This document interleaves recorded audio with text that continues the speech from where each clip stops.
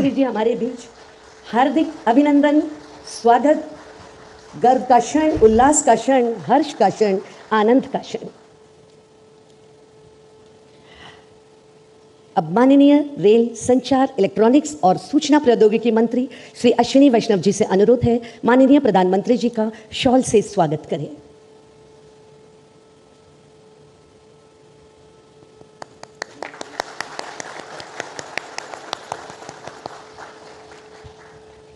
आज का दिन एक ऐतिहासिक दिन है। आज हमारे देश को मिलने जा रही है 85,000 करोड़ रुपए से अधिक की रेल परियोजनाओं की सौगात। इस महत्वपूर्ण अवसर पर माननीय प्रधानमंत्री श्री नरेंद्र मोदी जी द्वारा एक साथ कई रेल परियोजनाओं का शिलान्यास एवं लोकार्पण किया जाएगा। साथ ही पेट्रोलियम एवं प्राकृतिक गैस मंत्रालय तथा वाणिज्य एवं उद्योग मंत्रालय की कुछ परियोजनाओं का शिलान्यास किया जाएगा तथा नई वंदे भारत ट्रेनों, वर्तमान वंदे भारत एक्सप्रेस ट्रेनों का यात्रा विस्तार, अन्य रेल सेवाओं एवं डेडिकेटेड फ्रेट कॉरिडोर की मालगाड़ियों को हरी झंडी दिखाकर शुभारंभ किया जाएगा। अब माननीय रेल, संचार, इलेक्ट्रॉनिक्स और सूचना प्रौद्योगिकी मंत्री श्री अश्विनी वैष्णव जी से अनुरोध है, अपना स्वागत संबोधन प्रस्तुत करें।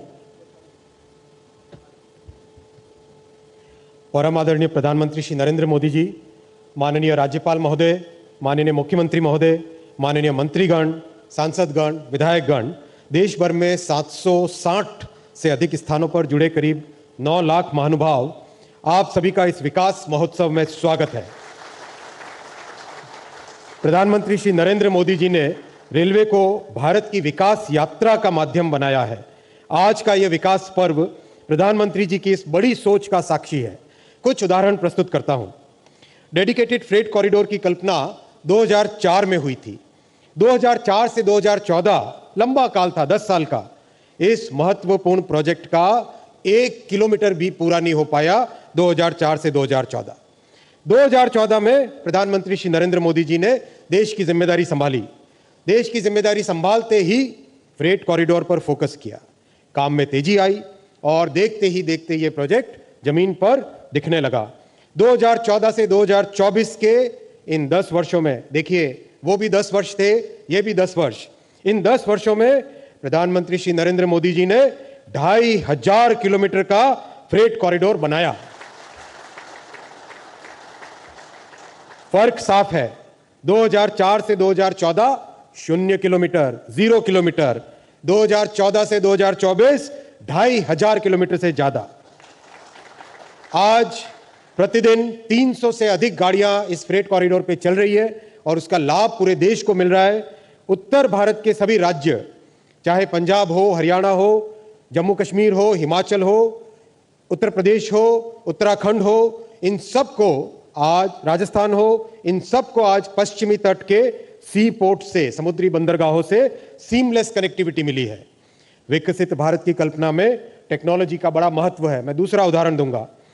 डेडिकेटेड फ्रेट कॉरिडोर के इस ऑपरेशन कंट्रोल सेंटर में आधुनिक टेक्नोलॉजी का उपयोग हुआ है। भविष्य की रेलवे की झलक इस फ्रेट कॉरिडोर के कंट्रोल सेंटर में दिखाई देती है। इस एक अकेले कंट्रोल सेंटर से 1,500 किलोमीटर के फ्रेट कॉरिडोर को एक ही जगह से संचालित किया जाएगा। एक एक इलेक्ट्रिकल पोल, एक एक सिग्नल, एक एक ट्रैक की पॉइंट मशीन, सभी की व्यवस्था, सभी का कंट्रोल इस एक फ्रेट कंट्रोल से होता है।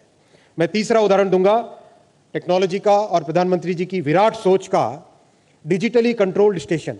आज माननीय प्रधानमंत्री जी करीब 2,500 से ज्यादा डिजिटली कंट्रोल्ड रेलवे स्टेशन का लोकार्पण करेंगे। डिजिटल कंट्रोल से स्टेशन की सेफ्टी कई गुने बढ़ जाती है। 2014 से पहले हर वर्ष मात्र 40-50 स्टेशन को डिजिटल कंट्रोल में अपग्रेड करते थे। आज माननीय प्रधानमंत्री जी हर वर्ष 400 से 500 यानी 10 गुने अधिक काम प्रधानमंत्री जी के नेतृत्व में डिजिटल कंट्रोल का हो रहा है। ये 3 उदाहरण आपके सामने रखे माननीय प्रधानमंत्री जी। आज आप कई factory, workshop, good shed, Gatishakti cargo terminal, जन औषधि केंद्र, 1 स्टेशन 1 प्रोडक्ट का भी लोकार्पण करेंगे। कुछ ऐसे अच्छे उदाहरण भी हैं जो लोक रुचि के हैं। कई जगह कोच को रेस्टोरेंट में कन्वर्ट किया गया है। ऐसे करीब 40 कोच रेस्टोरेंट भी माननीय प्रधानमंत्री जी आज आप लोकार्पण करेंगे। इन सब कार्यों से आज देश में आर्थिक गतिविधि बढ़ेगी, रोजगार और स्वरोजगार के नए अवसर मिलेंगे। माननीय प्रधानमंत्री जी, आपका 140 करोड़ का परिवार आपकी तपस्या में, आपके इस यज्ञ में सदैव आपके साथ है। बहुत बहुत धन्यवाद। भारत माता की जय।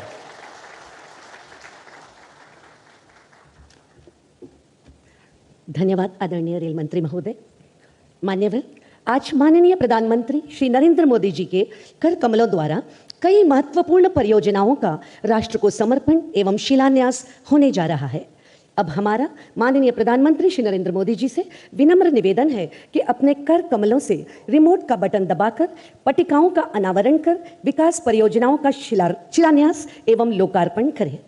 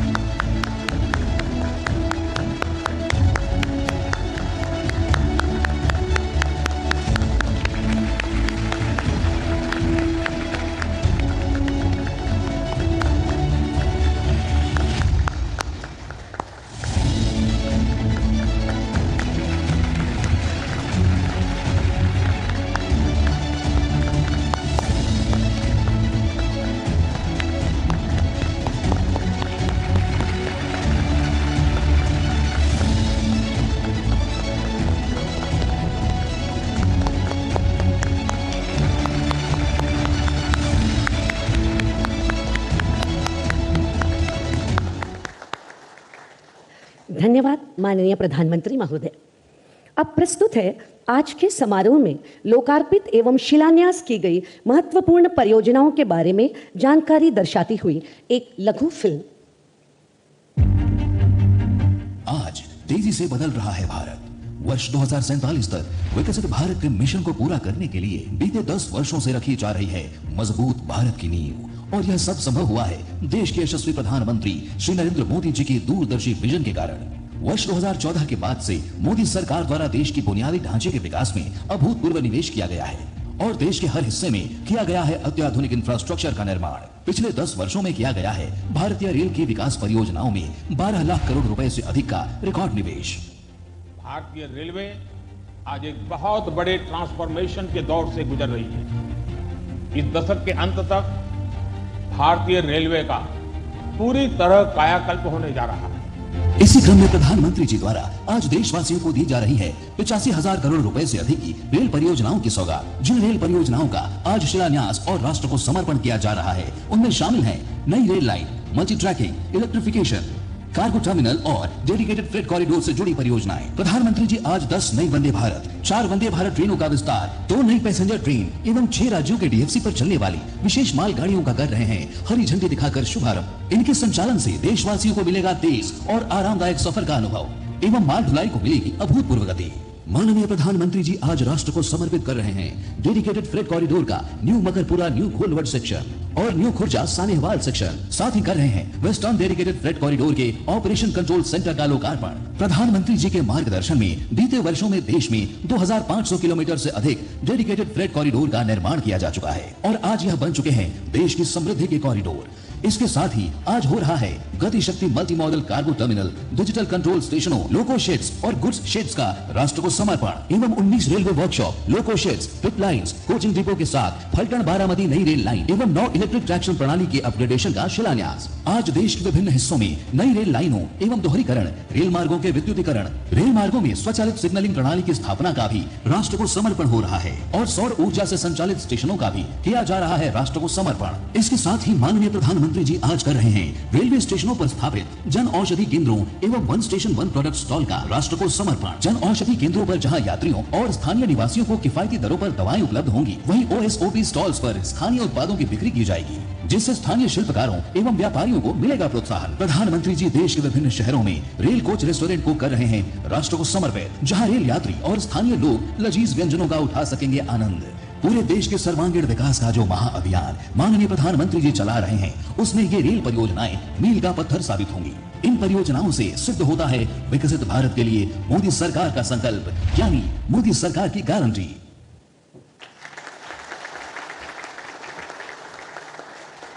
धन्यवाद इस सूचनाप्रद लघु फिल्म के लिए। अब हमारा माननीय प्रधानमंत्री श्री नरेंद्र मोदी जी से विनम्र निवेदन है कि 10 नई वंदे भारत एक्सप्रेस ट्रेन सहित 4 वंदे भारत एक्सप्रेस ट्रेनों के यात्रा विस्तार, अन्य रेल सेवाओं एवं डेडिकेटेड फ्रेट कॉरिडोर की मालगाड़ियों को हरी झंडी दिखाकर शुभारंभ करें।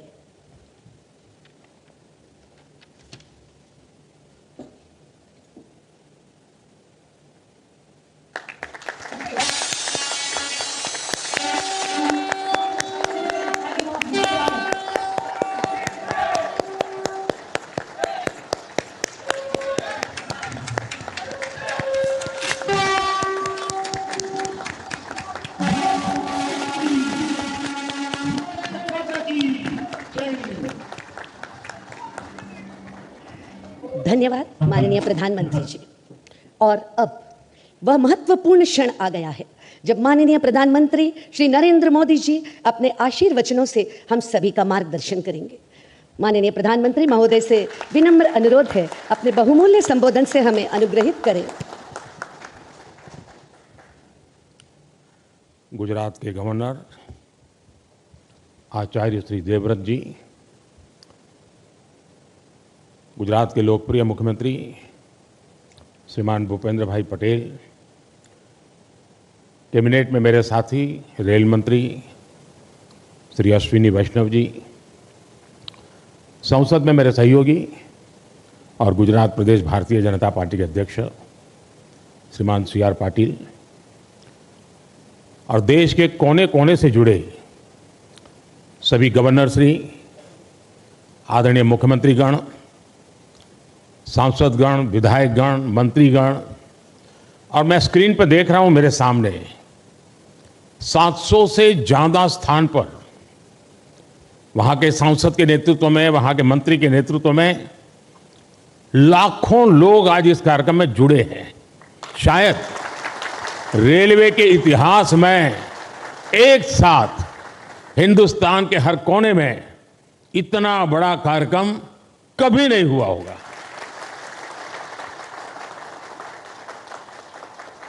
सौ साल में पहली बार हुआ यह कार्यक्रम होगा। मैं रेलवे को भी इस भव्य आयोजन के लिए बहुत बहुत बधाई देता हूं। विकसित भारत के लिए हो रहे नव निर्माण का लगातार विस्तार हो रहा है। देश के कोने कोने में परियोजनाओं का लोकार्पण हो रहा है, नई योजनाएं शुरू हो रही है। अगर मैं साल 2024 की ही बात करूं, 2024 आने मुश्किल से अभी 75 दिन हुए हैं 2024 के।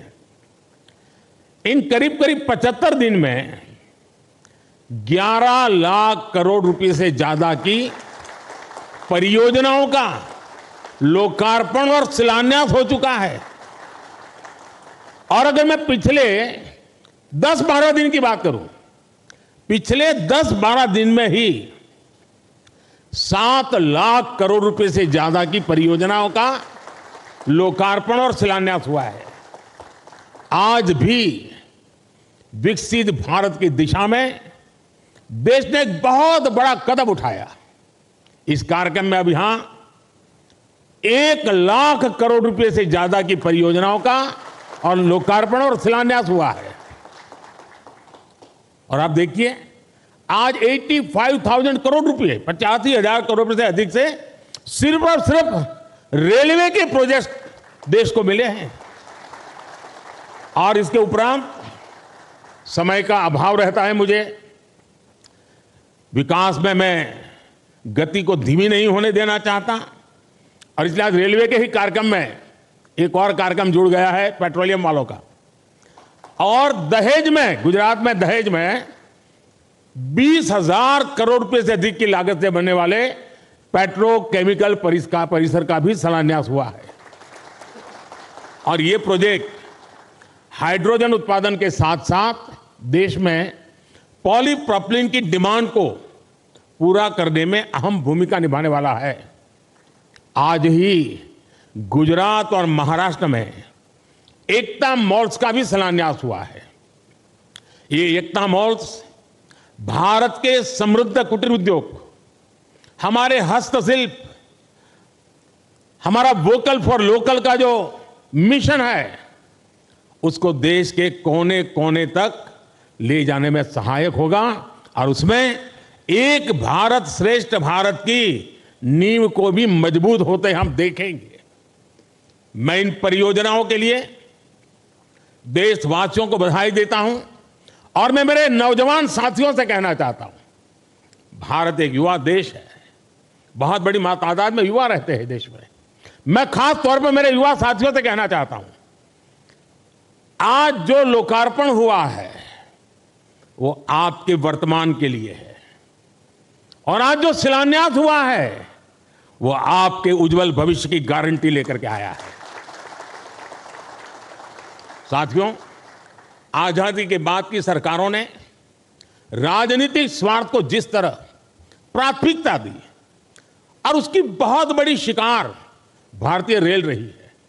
आप पिछले 2014 के पहले के 25-30 रेल बजट देख लीजिए।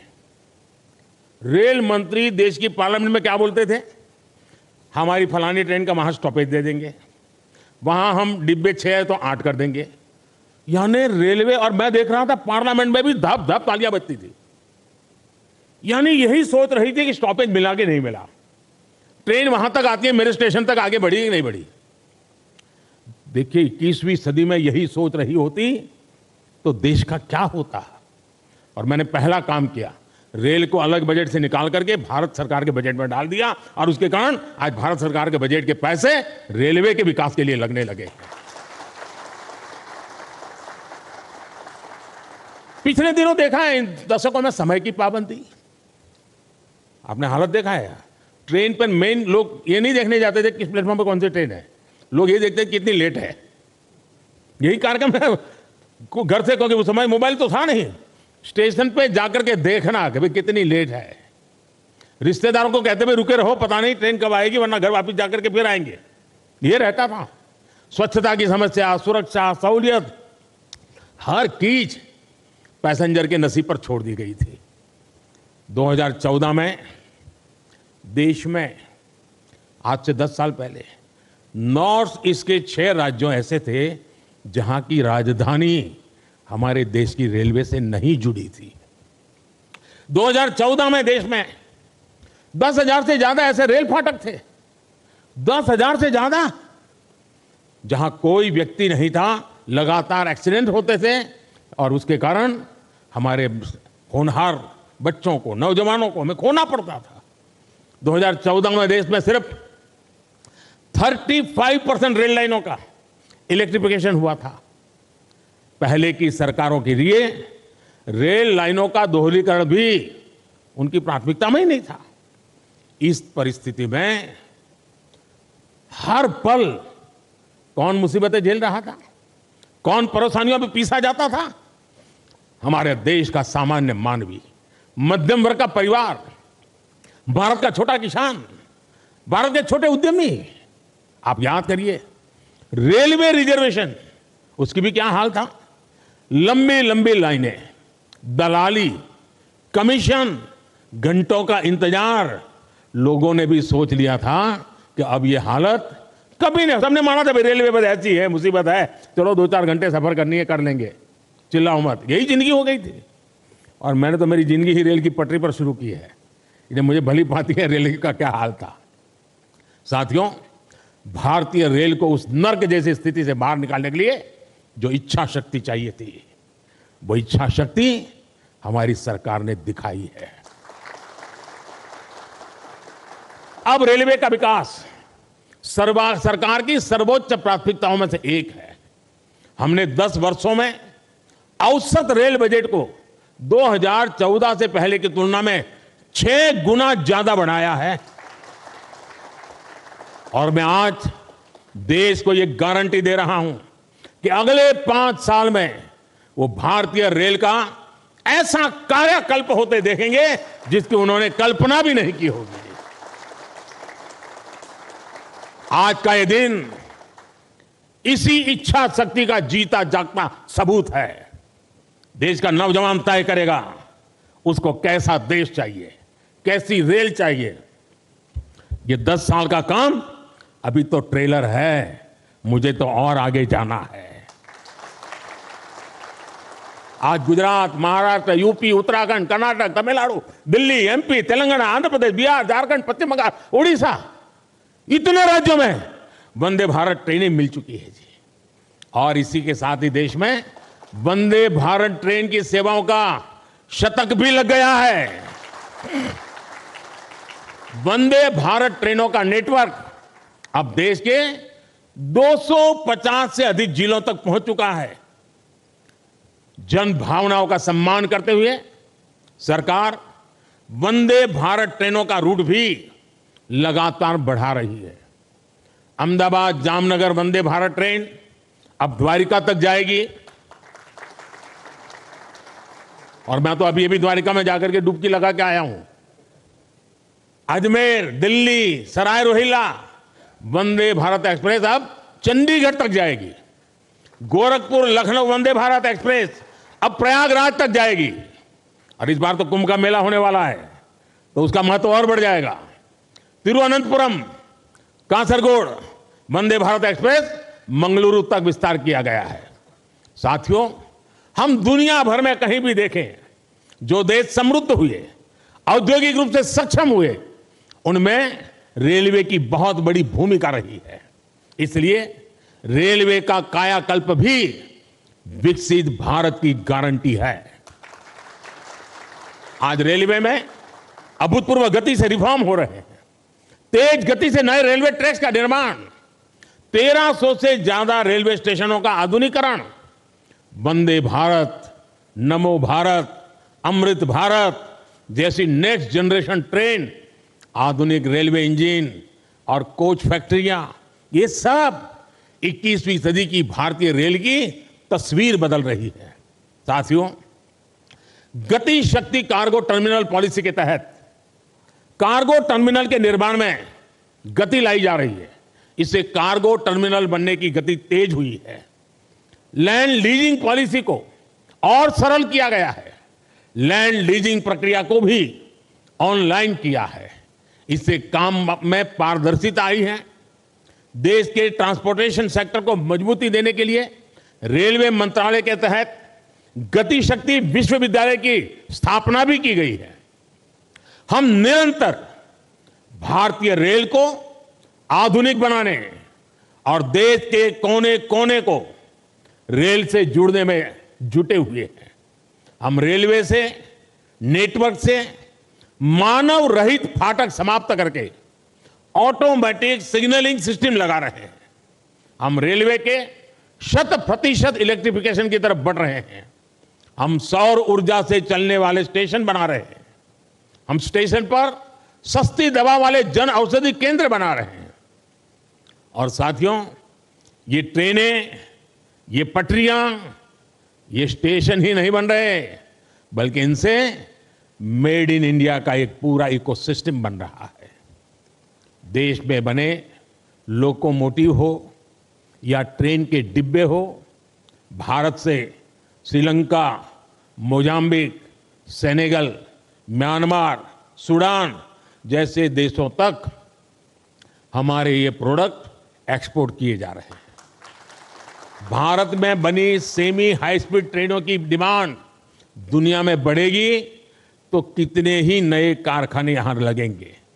रेलवे में हो रहे ये सारे प्रयास, रेलवे का ये कायाकल्प नए निवेश और निवेश से नए रोजगार की भी गारंटी दे रहा है। साथियों, हमारे इन प्रयासों को कुछ लोग चुनावी चश्मे से देखने की कोशिश करते हैं। हमारे लिए ये विकास कार्य सरकार बनाने के लिए नहीं, ये विकास कार्य सिर्फ और सिर्फ देश बनाने का मिशन है। पहले की पीढ़ियों ने जो कुछ भुगता वो हमारे नौजवानों और उनके बच्चों को नहीं भुगतना पड़ेगा, और ये मोदी की गारंटी है। साथियों, भाजपा के 10 वर्ष के विकास काल का एक और उदाहरण पूर्वी और पश्चिमी डेडिकेटेड फ्रेट कॉरिडोर भी है। दशकों से यह डिमांड की जा रही थी कि माल गाड़ियों के लिए अलग ट्रैक होना चाहिए। ऐसा होता तो मालगाड़ियां और पैसेंजर ट्रेन दोनों की स्पीड बढ़ती। ये खेती, उद्योग, एक्सपोर्ट, व्यापार, कारोबार, हर काम के लिए ये तेजी लाना बहुत जरूरी था। लेकिन कांग्रेस के राज में ये प्रोजेक्ट लटकता रहा, भटकता रहा, अटकता रहा। बीते 10 वर्षों में पूर्व और पश्चिम के समुद्री तट को जोड़ने वाला ये फ्रेट कॉरिडोर करीब करीब पूरा हो चुका है। आज करीब 650 किलोमीटर फ्रेट कॉरिडोर का लोकार्पण हुआ है। अहमदाबाद में ये अभी आप देख रहे हैं, ऑपरेशन कंट्रोल सेंटर का लोकार्पण हुआ है। सरकार के प्रयासों से अब इस कॉरिडोर पर माल गाड़ी की स्पीड 2 गुना से अधिक हो गई है। इन कॉरिडोर पर अभी के मुकाबले बड़े वैगन को चलने की क्षमता है, जिनमें हम अधिक सामान ले जा सकते हैं। पूरे फ्रेट कॉरिडोर पर अब इंडस्ट्रियल कॉरिडोर भी विकसित किए जा रहे हैं। आज अनेक स्थानों पर railway goods shed, Gati Shakti multi modal cargo terminal, digital नियंत्रण station, railway workshop, railway loco shed, railway depot का भी लोकार्पण आज हुआ है। इसका भी बहुत सकारात्मक प्रभाव माल ढुलाई पर पड़ने ही वाला है। साथियों, भारतीय रेल को हम आत्मनिर्भर भारत का भी एक नया माध्यम बना रहे हैं। मैं वोकल फॉर लोकल का प्रचारक हूं, तो भारतीय रेल वोकल फॉर लोकल का एक सशक्त माध्यम है। हमारे विश्वकर्मा साथियों, हमारे कारीगरों, शिल्पकारों, महिला स्वयं समूहों के स्थानीय उत्पाद अब स्टेशन पर बिकेंगे। अभी तक रेलवे स्टेशनों पर वन स्टेशन वर्क प्रोडक्ट के 1500 स्टॉल खुल चुके हैं। इसका लाभ हमारे हजारों गरीब भाई बहनों को हो रहा है।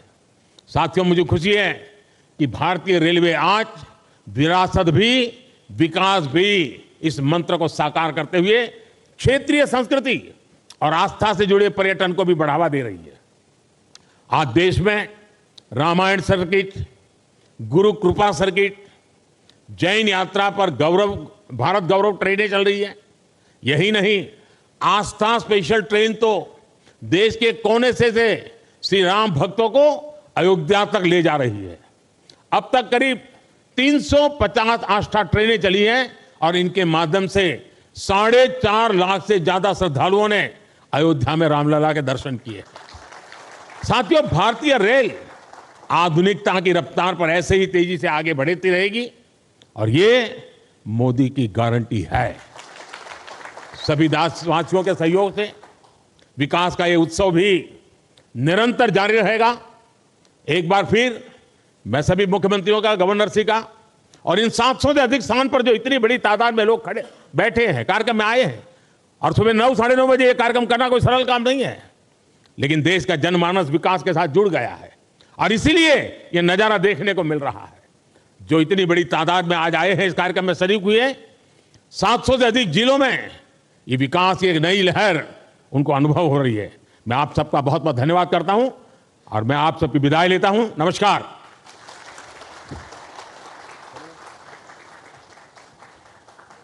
माननीय प्रधानमंत्री महोदय, आपके प्रेरणादायक संबोधन के लिए हम सभी आपके आभारी हैं। एक बार फिर बहुत बहुत धन्यवाद।